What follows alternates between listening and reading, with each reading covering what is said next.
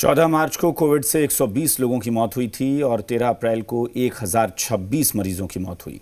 एक महीने के अंदर करीब 10 गुना ज्यादा मौत।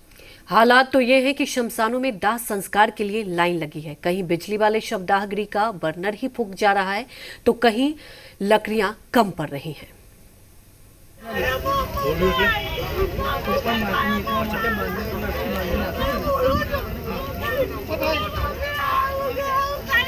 शमशान दहक रहे हैं सुबह से लेकर रात तक, रात से फिर दूसरे दिन सुबह तक। चिताएं सजती जा रही हैं, आग उठती जा रही है। एक चिता ठंडी नहीं होती, दूसरी धधक पड़ती है। जिनके परिजन पहुंच पाए वो पहुंच पाए, वरना महिलाओं तक को चिता जलाने जाना पड़ रहा है। ये गुजरात के भरूच इलाके की तस्वीरें हैं, जहां 16 घंटे के अंदर 26 चिताएं जलाई गई। इतने शव थे कि शमशान छोटा पड़ गया था, जिसे जहां जगह मिली वहीं चिता सजाई और दाह संस्कार कर डाला। भरूच के इस शमशान घाट में 24 घंटे शव जलाए जा रहे हैं। आप अंदाजा लगा सकते हैं कि कोविड रोज कितने लोगों को निगल रहा है। गुजरात से भी बुरा हाल महाराष्ट्र का है। ये महाराष्ट्र के चंद्रपुर इलाके की तस्वीरें आप देख रहे हैं। जिस शमशान में रोज एक शव जलाने का इंतजाम मौजूद था, वहां रोज अब औसतन 10 चिताएं जलाई जा रही हैं। एक दिन तो 22 शव तक इस शमशान घाट में पहुंचे।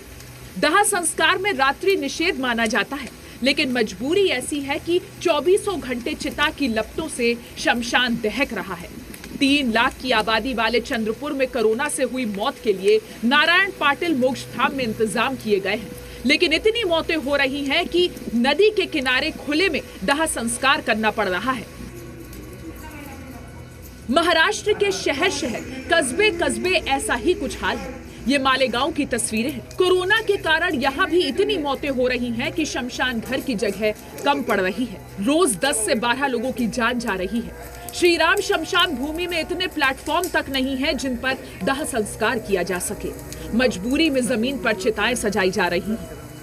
अंत्य संस्कार करते उसके लिए टाइम लग रहा है, उसके लिए क्यू है। तो उसके लिए हमने सभी कलेक्टर्स को पूरा आदेशित किया है, गवर्नमेंट रिजोल्यूशन इशू करने का आदेश दिया है कि इमीडिएटली आप डीपीडीसी से यानी डिस्ट्रिक्ट डेवलपमेंट फंड से या तो फिर 15th फाइनेंस से आप निधि या फंड्स ले सकते हैं। और इलेक्ट्रिकल जो शवदाहिनी होती है या तो गैस शवदाहिनी होती है, जिसके अलग अलग मॉडल्स होते हैं, तो वो मॉडल्स अपने अपने पॉपुलेशन के हिसाब से आप उसका ज़रूर परचेस करिए। लेकिन जहां इलेक्ट्रिक शवदाह गृह हैं, वहां भी क्या हालत है आप खुद देख लीजिए। ये गुजरात के राजकोट की तस्वीर है, जहां रामनाथ पारा मुक्ति धाम में 24 घंटे के अंदर 38 शवों का दाह संस्कार हुआ, फिर भी मॉर्चरी खाली नहीं हुई।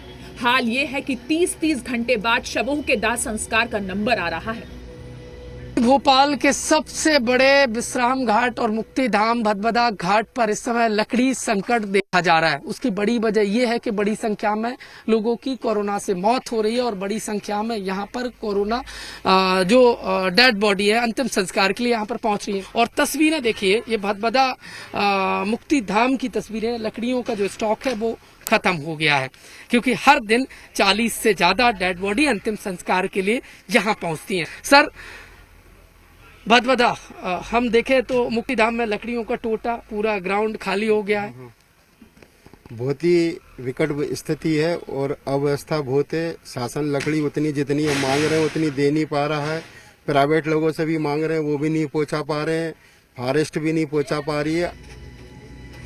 मध्य प्रदेश की राजधानी में तो ये हाल है कि लगातार हो रहे दाह संस्कार की वजह से शमशान घाट पर लकड़ियां ही खत्म हो गई हैं। इस मुक्ति धाम में रोज 40 से 50 कोविड से हुई मौत वाले लोगों के शव पहुंच रहे हैं और कोविड मृतकों के दाह संस्कार में 1.5 गुनी ज्यादा लकड़ी की खपत होती है। अब प्रबंधन सरकार से जल्द लकड़ी उपलब्ध कराने की गुहार लगा रहा है। ब्यूरो रिपोर्ट, जी मीडिया।